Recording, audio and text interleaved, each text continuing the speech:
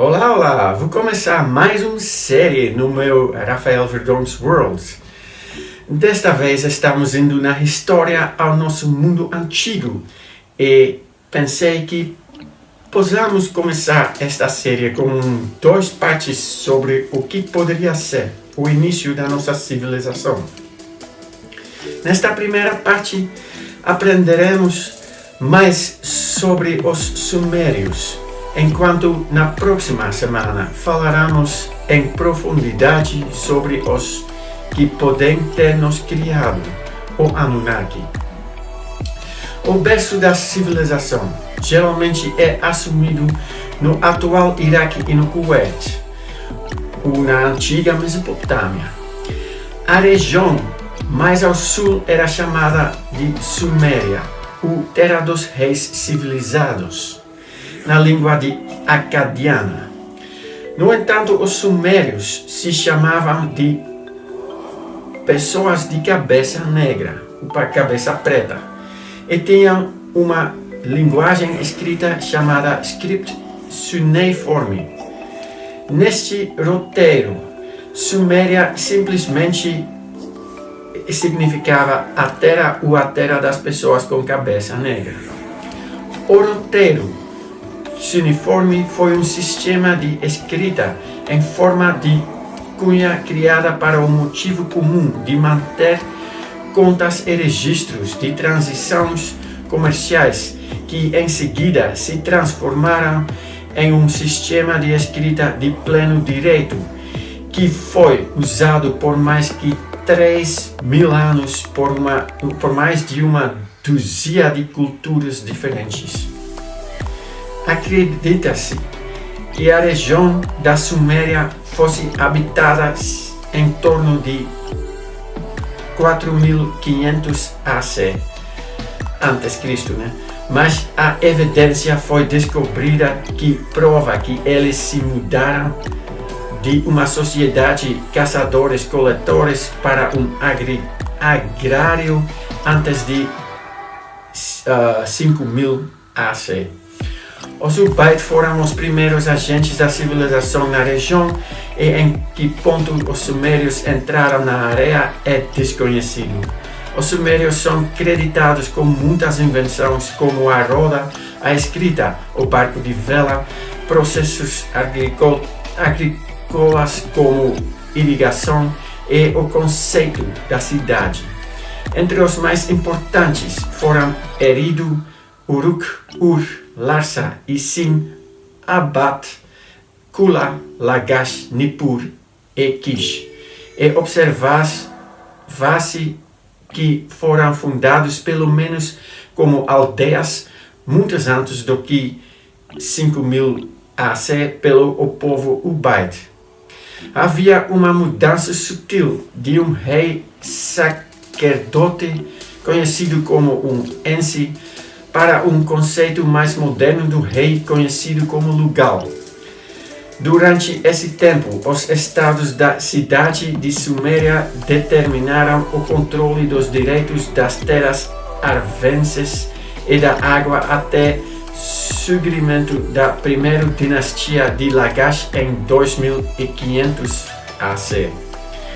O reinado também surgiu neste momento as cidades-estados da Suméria viram de ser governados por um único monarca que foi assistido por um conselho de anciãos que incluía homens e mulheres.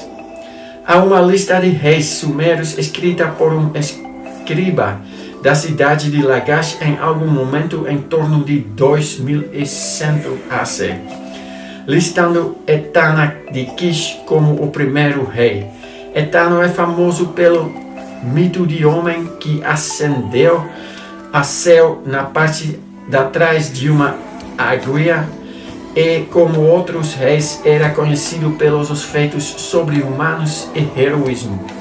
A lista também inclui o monarca solitário de Sumério, que é mulher, feminino, sob a forma de Kubaba, uma tavernista mulher que supostamente tomou o trono da cidade-estado de Kish em torno de 2500 AC.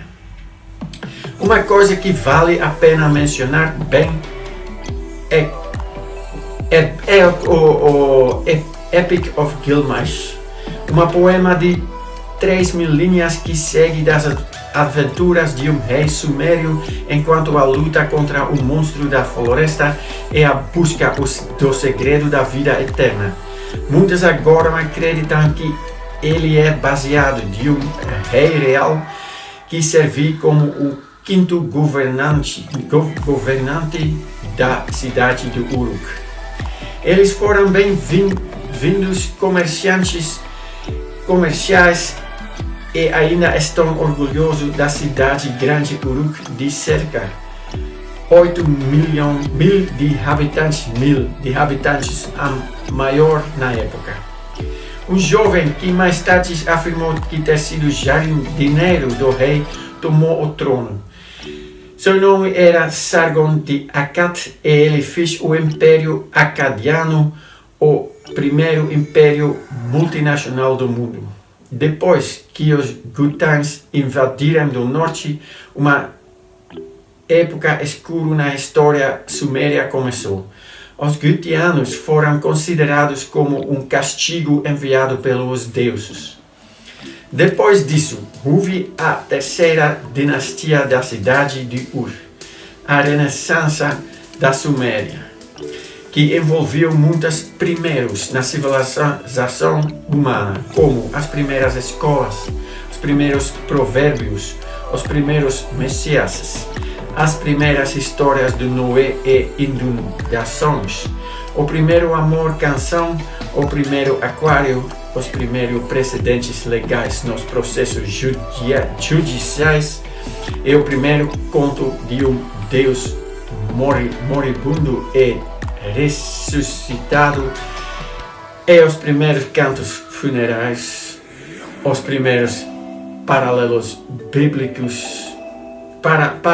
bíblicos e as primeiras ideias morais. Eles também essencialmente inventaram o tempo em seu sistema de sextatual de contagem, ergo criou o minuto de 60 segundos e a hora de 60 minutos. Eles também dividiram a noite e o dia em períodos de 12 horas, estabeleceram um limite para o dia do trabalho com um tempo para começar e um tempo para terminar, e estabeleceu o conceito de dias de folga para os feriados. E ainda assim, eles são creditados como a invenção da cerveja. Eles são um tipo de pessoas, né? As técnicas de fabricação de cerveja que eles usaram ainda são um mistério, mas sua cerveja preferida pareceu ter sido uma mistura de cevada tão espessa que teve que tomar um sorvete através de um tipo especial de palha de filtração. A terceira dinastia do Ur tomou-se um estado patrimonial em que o monarca serviu como a figura paterna que guiou os filhos ao longo de um caminho adequado para a prosperidade. Sob o reinado de Shulgi, uma parede longa de 250 km foi construída para manter as tribos de falha semítica.